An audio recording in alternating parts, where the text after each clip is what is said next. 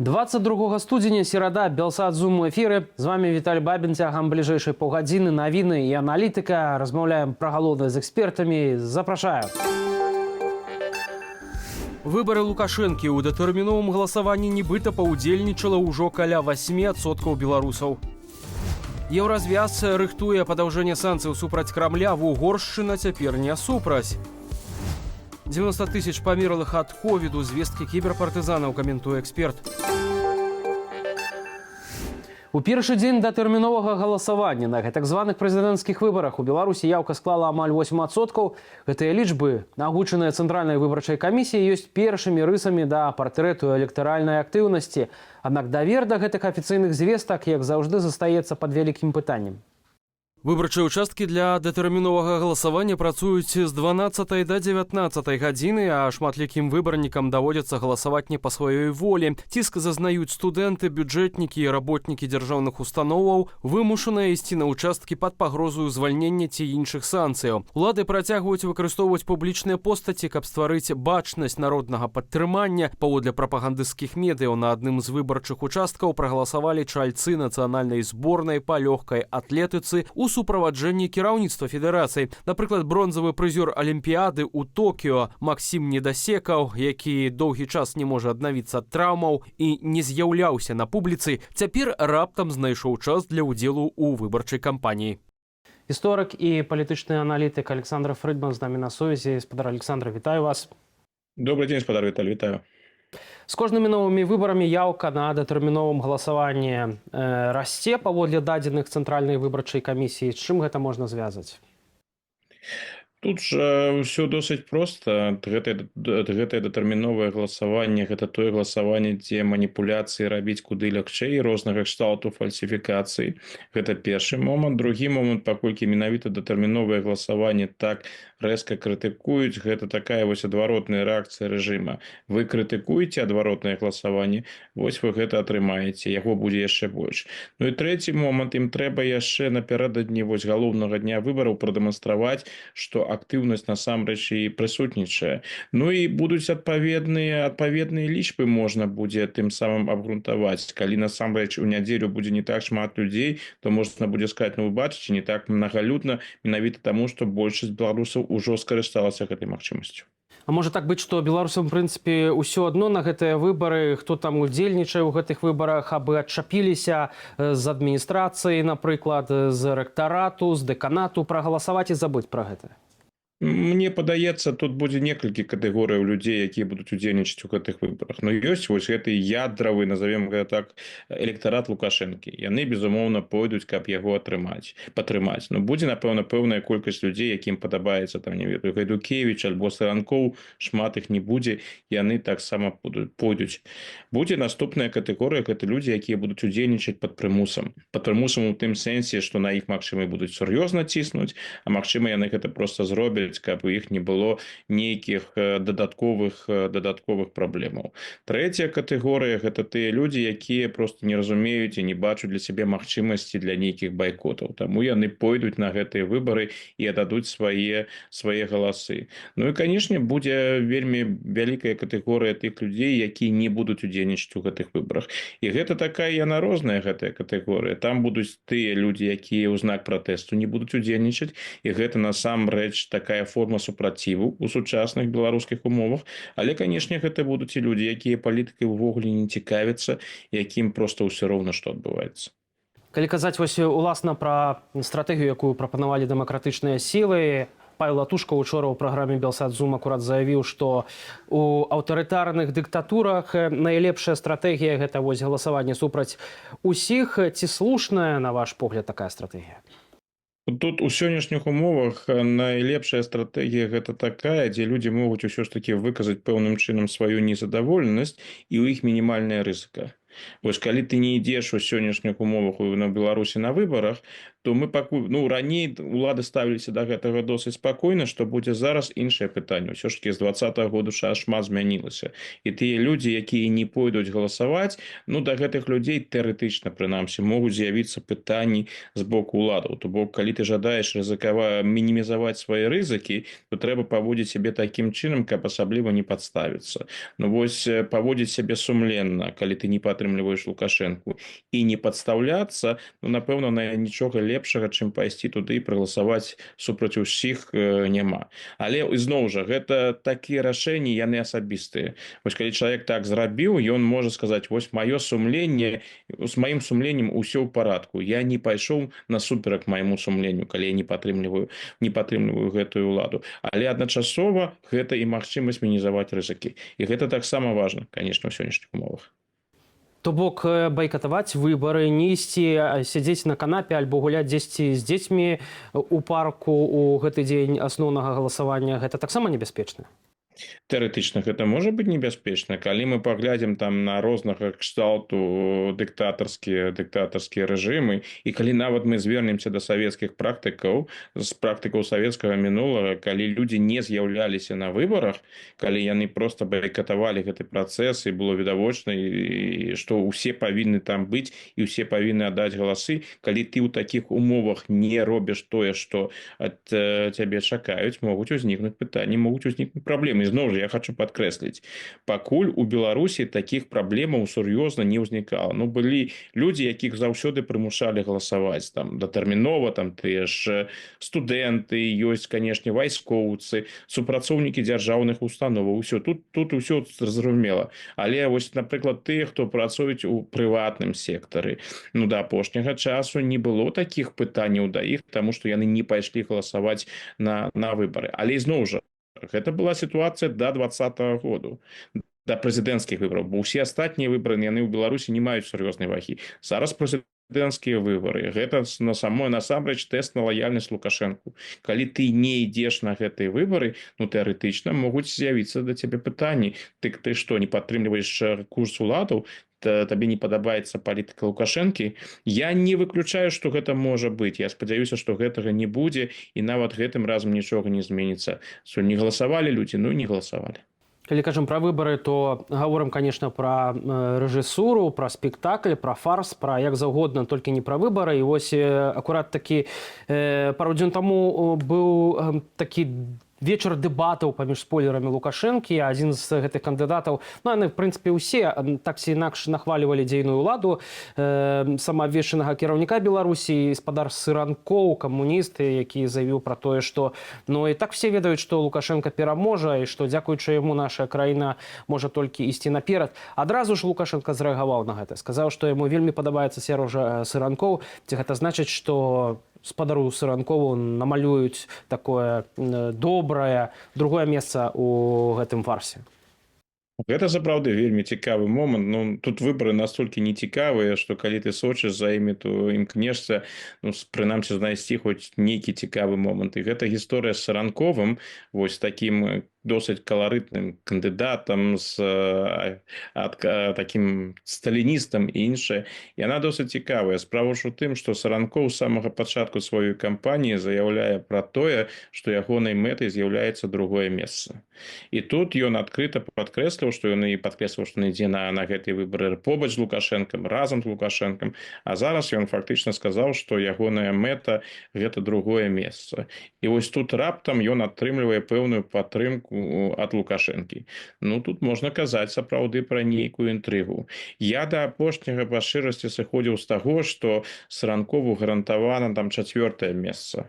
Вось. І будзе ягоны паказчык будзе там на ўзроўні, не ведаю, 1% плюс-мінус. Але вось, магчыма, у гэты момант нешта змяняецца, і гэтая пахвала ад Лукашэнкі ёсць, і, магчыма, сапраўды Сыранкова выведуць на другое месца. Гэта вельмі крыўдна, толькі для аднаго чалавека, Олега Гайдукевіча, што падаецца, што можна на працягу гадоў, амаль ужо 10годдзяў, калі мы возьмем усю сям'ю Гайдукевічаў, аддана служыць гэтаму рэжыму, рабіць для гэтага рэжыма ўсё, і вось на прэзідэнцкіх выбарах вылучацца і атрымаць атрымаць рэзультат горшы за спадара Саранкова, ну лепш таварыша Саранкова, якога да апошняга моманту ўвогуле ніхто не ведаў. То гэта будзе пэўная абраза для Гайдукевіча. Ну пачакаем, магчыма і будзе такая пэўная сенсацыя ў другім месцы Саранкова. Што датычыць легітымізацыі ўласна гэтага выбарчага фарсу, усё больш заходніх краін заяўляюць аб непрызнанні галасавання 26 студзеня. Сёння гэта зрабіў Сенат Польшы, і ў Еўрапарламенце за адпаведную рэзалюцыю галасуюць. Ці гэта ўсё, спадар Александр, мае нейкае значэнне для Александра Лукашэнкі? Ну, падаецца, што мае, калі яны так нервова рэагуюць, калі беларускі МЗС робіць адпаведныя заявы, калі яны шукаюць нейкіх замежных назіральнікаў, прадстаўнікоў розных палітычных маргінальных сілаў з заходніх краінаў, і гэтых людзей відавочна будуць паказваць у суботу, у нядзелю на беларускім дзяржаўным тэлебачанні. Яны будуць казаць, якія былі празрыстыя, выдатныя, прыгожыя выбары. Ну, відавочна, што ўсё ж такі хвалюе, нягледзячы на тыя заявы. З Лукашенко і яго атачэнні яны ж колькі разоў казалі: мы праводзім гэтыя выбары выключна для сябе. Гэта нашыя выбары, і гэта нікога не датычыцца. Сваімі водзінамі яны падкрэсліваюць адваротнае. Яны па-ранейшаму уважліва сочаць за тым, як рэагуюць на гэтыя выбары, і гэтыя рэакцыі, якія мы зараз назіраем, ім вельмі непрыемныя. Напэўна, непрыемным таксама можа быць не тое, што непрызнанне, а, напрыклад, невіншаванне з перамогай адных з хаўруснікаў, напрыклад, па АДКБ. Так? Для Пуціна важна, каб выбары ў Беларусі хтосьці прызнаў, і хай сабе гэта будзе, напрыклад, нейкая умоўная краіна з АДКБ, як Казахстан. Як вы лічыце? Ну, я думаю, што асноўныя прызнанні паплечнікаў па СНД ўсё ж такі Лукашенко атрымае. Тут і будзе і Пуцін, зразумела, першым, і напэўна, думаю, што будзе там на другім, на трэцім месцы, там напэўна будзе пэўнае змаганне паміж Аліевым і Такаевым, і мне падаецца, ўсё ж такі на другое месца выйдзе Такаев. Другое віншаванне будзе прабачце, не Такаев, Аліев. Другое віншаванне будзе ад Аліева, і калісьці, конечно, будзе нешта Такаева, Рахмона і іншых. Ну, тое, што нічога не будзе з Арменіі, гэта відавочна. Так што у гэтым сэнсе такая праблема свае Лукашенко атрымае. Колькасць краінаў, якая павіншуе яго ў выніку, яна будзе абмежаваная, і гэта яго звычайныя партнёры. Ну, канешне, будуць там і буйныя, важныя краіны кшталту Китая, Расіі, напэўна, Індыя, Пакистан, магчыма, Бразілія.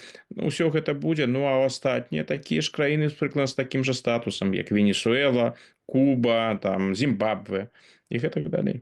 Кітай, можа, і павіншуе, аднак чамусьці не запрасіў Александра Лукашэнку перад асноўным днём галасавання 26 студзеня. Ён, прынамсі, збіраўся ў Паднябесную. І тут цікавы таксама факт, што Лукашенко атрымаў адлуп ад сястры Кім Чен Ына з Паўночнай Карэі. Пра тое, што ніякай сустрэчы ніхто з ім не плануе. Гэта ён увесь час намагаецца гэтага зрабіць. Спадар Александр, гэта правал беларускай дыпламатыі, бо ведаем, што Максім Рыжанкоў прыязджаў у Паўночную Карэю мінулым летам. Ці нежаданне нават такіх краінаў проста звязвацца з нейкім умоўным прызнаннем Александра Лукашэнкі? Ну, калі мы паглядзім на паўночна-карэйскі выпадак, заяву Кім Ё Джон, сястры Кім Чен Іна, дык яна выглядае сапраўды лагічна, бо крокі, яны ж былі менавіта з беларускага боку. Ну, не было прадстаўнікоў Паўночнай Карэі ў Беларусі, якія там рыхтавалі нейкія сустрэчы. А вось Рыжанкова візіт, ён сапраўды быў. І беларускі бок заяўляў пра зацікаўленасць у кантактах з Паўночнай Карэяй. Так што, хутчэй за ўсё, Паўночная Карэя ў гэтым сэнсе мае рацыю, што так гэта і было. Тое, што вось Лукашенко зараз атрымлівае, тое, што Кітай не запрасіў, і што вось такая была рэзкая рэакцыя, нават абражаная рэакцыя з Паўночнай Карэі, гэта паказвае, што поспехі беларускай знешняй палітыкі, яны вельмі абмежаваныя. Ну і цікавасць да рэжыму Лукашэнкі таксама адпаведная. Да, за гэтыя апошнія 5 гадоў былі розныя міжнародныя візіты, былі сустрэчы, былі там досыць важныя, напэўна, сустрэчы, яго ж прымалі ў тым жа Пакістане, і ў Кітай он ездзіў, але вось тое, што мы бачым зараз, гэта паказвае, што стаўленне да гэтага рэжыму, яно ўсё ж такі досыць стрыманае, асаблівай цікавасці тут няма. Ну і пакуль рэжым рыхтуецца да выбараў, Светлана Ціхановская ў Давосе прапануе 5 крокаў па аднаўленні Беларусі пасля дыктатуры. І сярод іншага гэта, напрыклад, стварыць умовы для вяртання людзей у краіну назад, інвестыцыі ў новыя тэхналогіі, вярнуць таксама статус нашай краіне IT-краіны. Што думаеце пра такі план, спадар Александра? Логіка ў такіх заявах, яна, безумоўна, ёсць. І гэта логіка форума ў Давосе. У Давосе абмяркоўваюць не толькі сённяшнюю сітуацыю, тым больш не абмяркоўваюць мінулае, але гаворка ідзе пра будучыню. Таму нейкая візія, яна павінна быць прадстаўлена. І зноў жа, і тое, што паказвае, там прадставіла Ціхановская ў дачыненні да будучыні Беларусі, гэта выглядае вельмі, вельмі прыгожа. Гэта прыгожыя мэты, да якіх трэба і мае сэнс імкнуцца. Праблема ж у іншым, што рэчаіснасць беларуская, яна зусім іншая. І таму ўсе прапановы, якія агучыла Ціхановская, і гэтыя прапановы былі, наколькі я разумею, успрыняты прыязна. Праблема ў тым, што да рэалізацыі гэтых прапановаў, да сур'ёзных зменаў у Беларусі яшчэ войн як далёка. Такі ваш прагноз. Дзякуй вялікі вам за яго і за гэтую размову, канешне ж. Праваабарончы цэнтр «Вясна» заявіў аб з'яўленні фэйкавага бота, які ад імя арганізацыі нібыта збірае інфармацыю пра так званыя выбары. Праваабаронцы падкрэсліваюць, што не выкарыстоўваюць асобныя боты для фіксацыі парушэнняў. Пра любыя інцыдэнты можна паведаміць толькі праз афіцыйныя кантакты. Пра іншыя падзеі ў нашым скароце. Аб'яднанне былых беларускіх сілавікоў «Белпол» паведаміла, што атрымала звесткі пра больш як 10 тысяч сябраў выбарчых камісіяў і назіральнікаў, задзейнічаных у рыхтаванні сёлетніх прэзідэнцкіх выбараў. Паводле «Белпол» гэтыя асобы былі прызначаны яшчэ ў верасні 2024 года, задоўга да афіцыйнага абвяшчэння даты выбараў. Аб'яднанне падкрэслівае, што прызначэнні праходзілі пасля дбайнага правярання спісаў у структурах КДБ і МУС, што сведчыць пра поўную кіравальнасць і падкантрольнасць выбарчага працэсу. Трагедыя на гарналыжным курорце Карталкая ў турэцкай правінцыі Болу забрала жыцці як мінімум 76 чалавек. Яшчэ больш за 50 асобаў пацярпелі. Мноства з іх застаецца ў крытычным стане. Пажар успыхнуў напярэдадню 12-павярховым гатэлі, дзе было амаль 240 пастаяльцаў. Аддаленасць гатэлю ад цэнтру гораду і марознае надвор'е затрымалі прыбыццё ратавальнікаў, якія дабраліся да месца здарэння толькі недзе праз гадзіну. Выратавальная аперацыя працягвалася да самай раніцы серады. Прычыны пажару высвятляюцца. Малдова пастанавіла не ўдзельнічаць у прэстыжным музычным конкурсе «Еўрабачанне-2025». Дырэктар тэлеканала «Малдова-1» Карнелью Дурнеску паведаміў, што гэтае рашэнне было цяжкім, але неабходным у цяперашніх умовах. Ён адзначыў, што нацыянальны адбор сёлета выявіў пэўныя праблемы, у тым ліку зніжэнне грамадскай цікавасці і недастатковую якасць песень і выступаў. Сёлетняе «Еўрабачанне» пройдзе з 13 да 16 траўня ў швейцарскім Базелі. Падчас аднаго з матчаў другога кола змешанага разраду на адкрытым чэмпіянаце Аўстраліі па тэнісе адбыўся драматычны выпадак. Дзяўчынцы, якая падае мячы, зрабілася блага ад невыноснай спякоты. Яна ледзь трымалася на нагах. Гэта заўважылі спартоўцы, якія падхапілі болбоя і разам з работнікамі стадыёну паклалі яе на корт, дзе ёй дапамаглі медыкі. Паводле інфармацыі мясцовых медыяў, тэмпература на стадыёне на той момант перавышала 33 градусы. Яшчэ больш інфармацыі можна знайсці ў нашым тэлеграм-канале, на які вы можаце перайсці праз QR-код на вашых экранах. Калі для вас гэта бяспечна, падпісвайцеся і чытайце інфармацыю, якую рыхтуюць нашыя калегі. Таксама заахвочваю зазіраць на нашу інтэрнэт-старонку belsat.eu, аднак перадусім памятайце пра ўласную бяспеку і дзякую, што вы з намі. Еўрапейскі звяз рыхтуецца прадоўжыць эканамічныя санкцыі супраць Расіі, уведзеныя ў адказ на развязаную супраць Украіны вайну. Прыняцце пастановы чакаецца найбліжэйшым часам, і гэтым разам галоўная праціўніца санкцыяў Угоршчына адмовілася ад сваёй звыклай блакавальнай пазіцыі.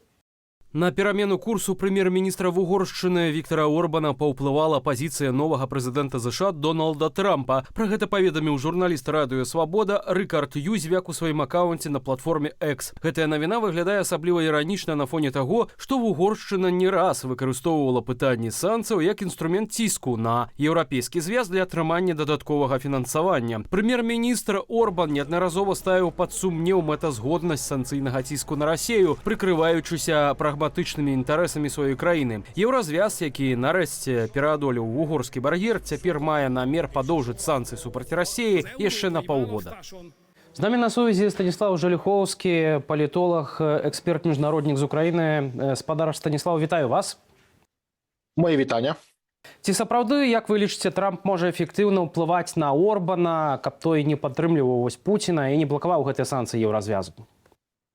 Ну, дійсно, після того, як стало відомо, що Дональд Трамп переміг на президентських виборах у листопаді 2024 року, такі політики Європи, як Віктор Орбан, прем'єр-міністр Угорщини, дещо, скажімо так, зустріли це позитивно для себе, адже Орбан сподівається, що з приходом Трампа йому, а також іншим подібним політикам буде почуватися дещо ліпше, аніж це було раніше. Ну, по-перше, це пов'язано із тими зв'язками, які має Віктор Орбан з Дональдом Трампом. Ми знаємо, що вони неодноразово зустрічалися, і також досить часто вони досить позитивно відгукувалися один про одного. Але також такі політики, як Орбан, сподіваються, що Трамп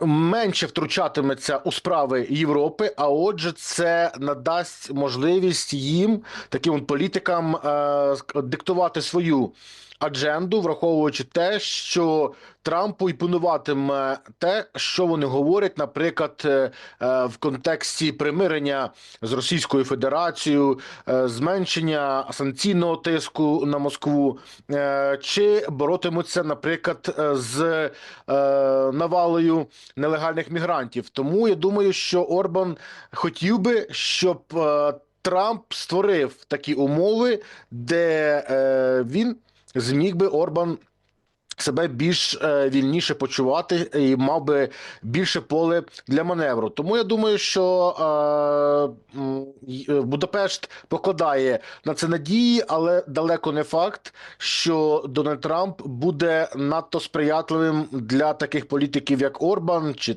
Фіцо, чи будь-яких інших.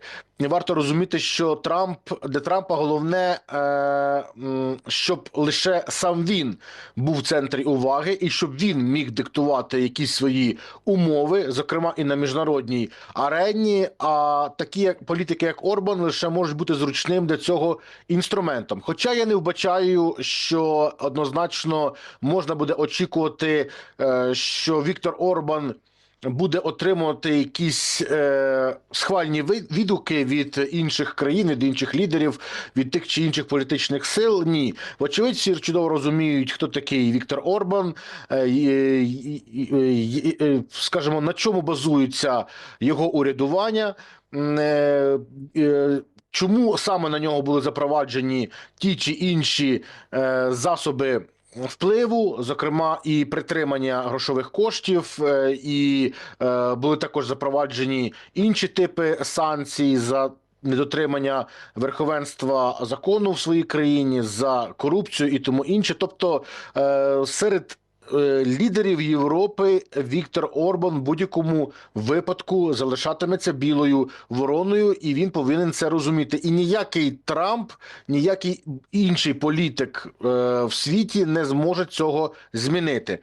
Тому я думаю, що єдине, на що сподівається Орбан, що він зможе блокувати якісь ініціативи країн Європейського Союзу чи його інституцій, зокрема, що стосується санкцій проти Росії, що стосується допомоги українській державі і що стосується багатьох інших питань внутрішньої або зовнішньої політики ЄС. Тому я думаю, що в цьому випадку європейським політикам або лідерам окремих держав потрібно буде віднаходити різного роду механізми, як впливати на прем'єр-міністра Угорщини. В принципі, те саме, що і відбувалося раніше. І тут, звісно, застосовуватиметься метод, такий підхід, скажімо, батога і пряника, коли можна буде якось переконувати угорського прем'єр-міністра не чинити перешкоди шляхом досягнення компромісів чи, можливо, послаблення тиску на Будапешт, а також і можливі якісь інші методи, цей самий батіг, який, скажімо так, може бути задіяний, наприклад, в контексті знову невиплат якихось грошових коштів Угорщині, через що це може завдати удару по угорській економіці. І тому я думаю, що тут віднаходитимуться різні варіанти, але навряд чи я думаю, що саме Дональд Трамп буде якось тиснути на європейських партнерів щось робити чи не робити.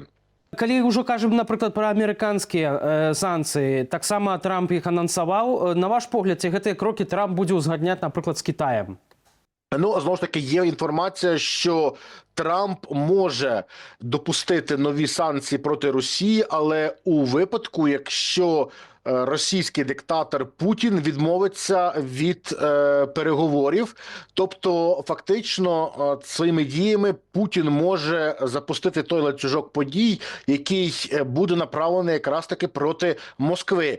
І в тому випадку, якщо таке трапиться, Віктору Орбану точно не буде по дорозі з Дональдом Трампом, тому що Сполучені Штати Америки проводитимуть більш агресивну політику проти Росії і виступатимуть за посилення різного роду обмежень. Щодо Китаю, то ми повинні розуміти, що є вірогідність того, що Трамп зможе таки порозумітися з Піднебесною, в тому сенсі, що Китай може бути вигідним якраз таки в контексті тиску на Москву, що Путін сів за стіл переговорів, і я не виключаю, що заради того, щоб досягти таких цілей, Трамп піде на певні поступки. Ну, наприклад, ми вже спостерігаємо в контексті Тік-Току, і не виключається, що будуть зроблені іще подібні речі. Ну, наприклад, як мінімум,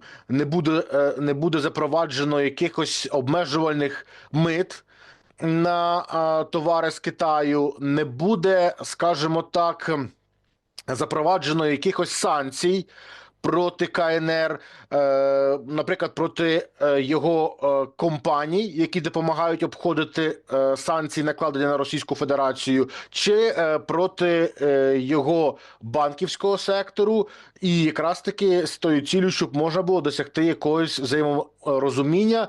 І я думаю, що найбільш проривним в цьому сенсі може бути крок, якщо, скажімо так, Дональд Трамп відвідає Китайську Народну Республіку. Ба більше ми бачимо, що відбувається комунікація зараз між Пекіном та Вашингтоном. І ще напередодні інавгурації відбувся телефонний дзвінок, і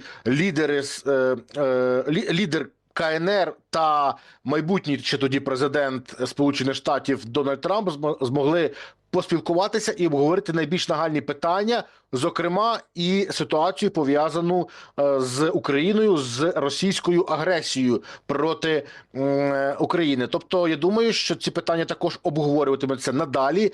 І я не виключаю, що може навіть Трамп піти на певні поступки, наприклад, в контексті мілітаризації тих, скажімо так, морських акваторій, які омивають берегову лінію Китаю. І, зокрема, можливо, за Дональда Трампа не буде якась посилюватися військова складова на острові Тайвань. І це теж варто розуміти, тим паче, що Трамп не робив акцентів на тому, що він однозначно робитиме все можливе, щоб озброїти Тайвань до зубів. Тобто це така тема, яка дуже важлива для Пекіна, і, можливо, Трамп може в чомусь поступитися, ну, принаймні, не посилювати те, що є, і так можуть обидві країни перейти на новий етап їхніх відносин, і не виключається, що КНР зможе відіграти якусь роль в процесі мирного врегулювання російсько-української війни. Будем абавязкова сачыць за гэтымі падзеямі. Дзякую вам вялікі за гэтую размову. Падчас пандэміі COVID-19 у Беларусі дадатковая смяротнасць склала больш за 90 тысяч чалавек. Паводле кіберпартызанаў, менавіта столькі жыццяў забраў вірус у 2020-2022 гадах. Лукашэнкаўскія ўлады хавалі гэтыя звесткі ад грамадства, замест каранціну краіна засталася ў звычайным рытме жыцця, што абярнулася катастрафічнымі стратамі для насельніцтва. Свой пункт гледжання на новую статыстыку смяротнасці ад ковіду нашаму каналу выказала координаторка Фонду медычнай солидарности Беларуси Лидия Тарасенко. Когда киберпартизаны последнюю свою публикацию делали, они очень правильно выбрали показатели, на которые ориентироваться, это избыточная смерть. Ничего лучше в нашей ситуации мы не придумаем. Мы никаким магическим образом не узнаем истинное количество заболевших и умерших от ковида, потому что статистика подделывается на самом начальном уровне, да, и в справках нигде не ставится никакой магической пометки, где можно понять, что там поставили, не знаю, инфаркт, а на самом деле это был ковид. То есть мы никогда не узнаем истинных цифр. Вот. Что важно во всплывшей информации, то, что она очень хорошо совпадает с теми предварительными данными, которые получали в разных отчетах разными методами, разная группа людей, которые пытались подсчитать истинную статистику. Очень важно об этом говорить, очень важно представлять эти цифры именно в количественном виде, да, показывая хотя бы на пальцах цифры, графики, потому что со временем начинает все больше всплывать этот нарратив. Вот мы победили ковид. Да, очень хорошо говорить тем, кто выжил, а у мертвых мы не спросим. Спадарства, наперадзе вас яшчэ чакае наша рубрика онлайн, у якой разам прыгледзімся да самых цікавых публікацый у нашых сацыяльных сетках. Запрашаю.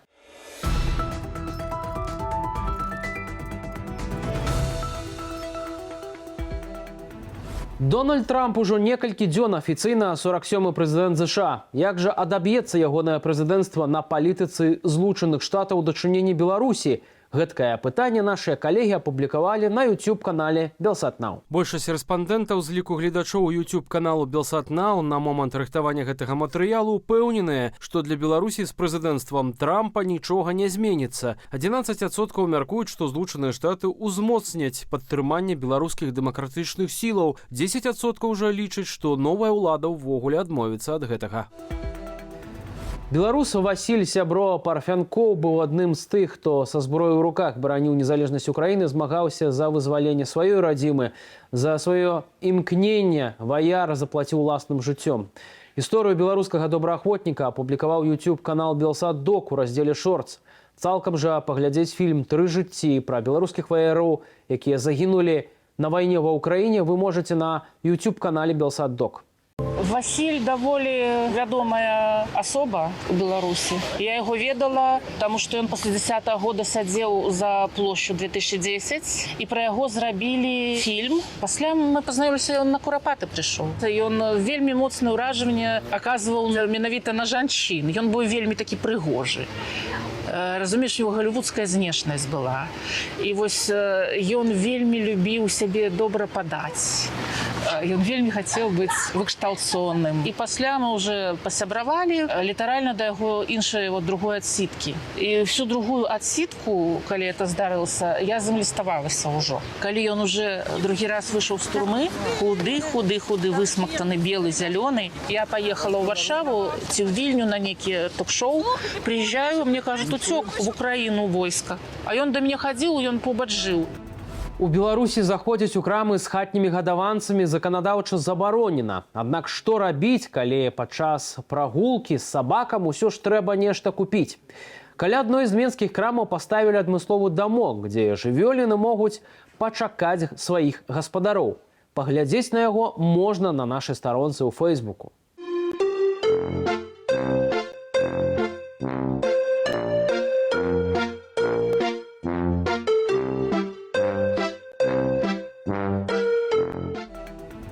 Знакаміты харвацкі футбаліст Лука Модрыч наведаў незвычайны зоапарк. Што за жывёлінаў ён там пабачыў, да якія эмоцыі выклікаў яго гэты візіт, даведайцеся, калі паглядзіце відэа на старонцы Белсату ў Інстаграме.